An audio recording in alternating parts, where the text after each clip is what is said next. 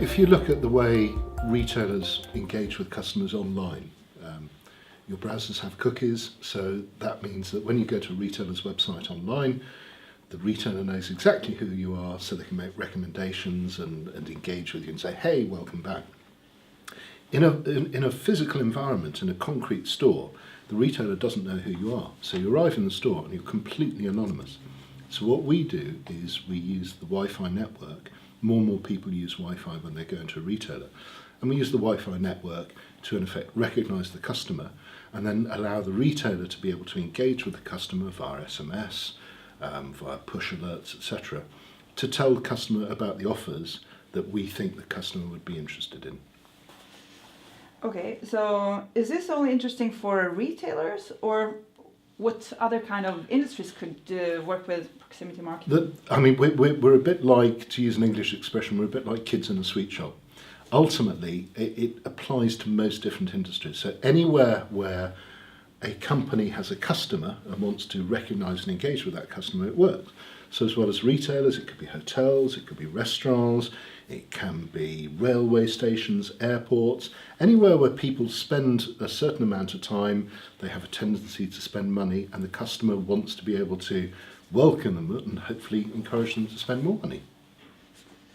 But what about paying over Wi-Fi? Is that possible, and how safe is it?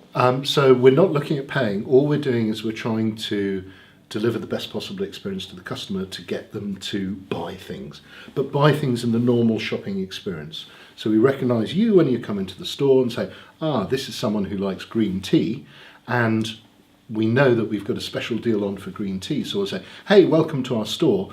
Before you go, don't forget to check out the green tea section because your favourite green tea is half price. Now, obviously, I've paid you a compliment. It could have easily been beer, or it could have been cat food, it could have been absolutely anything. But it's about curating the offers which already exist in the store and telling you about the ones which would be most relevant to you. Because if you take a supermarket, typically a supermarket will have 2,000 different offers. And what we're trying to do is find the half a dozen offers which are most interesting to you. And how do you do that? So once we know who you are, most retailers in the UK at least have loyalty cards. So what we'll do is, once we know who you are and we've got access to the loyalty card data, we will then work out what the most relevant offers are. If the retailer doesn't have a loyalty card, we've got various tricks which allow us to build up a profile of the customer to be able to deliver those offers as well. You said once we know who you are, and what do you mean by that, and how do you do that? So when you arrive in the store and you sign up for Wi-Fi, and it's a one-off process, when you sign up for Wi-Fi, you have to give a couple of bits of information about yourself. So my name is Alex, this is my email address, or this is my mobile number, or it might be this is my loyalty card number. Once we've got that, and we've got your agreement to opt in to be communicated to by the retailer, then we know who you are, and that allows us to personalise the communications. How mobile first is the world right now?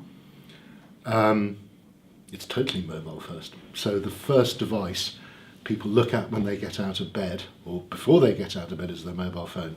The last thing they do before they go to bed, before they switch the light off, is look at their mobile phone. Everything these days is influenced by the mobile device. It doesn't necessarily mean the transaction takes place on the mobile device, but the mobile device is very important in influencing people's behaviour. If we're looking a bit ahead on next year or the coming 5 years, what would be the next big thing in mobile? I think there are a number of things, but probably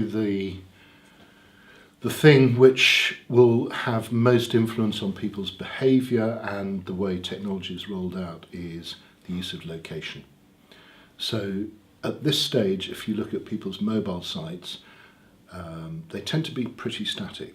So if I'm looking to find a retailer and I'm in my home and I say find, or I go to the retailer's website or mobile site, it will say your nearest location for this retailer is 3 kilometres away. That's great. The problem is, the moment I arrive at that store and I go back to the mobile site, it will still assume I'm looking for the retailer, when in fact, if it knew my location was inside the retailer, it should then deliver a completely different experience. So it should say, as someone who likes white pants, as you're in the store, it's on the second floor in the store. Why don't you go to the second floor? And so I think location can have a very dramatic impact on the types of content which can be delivered to people.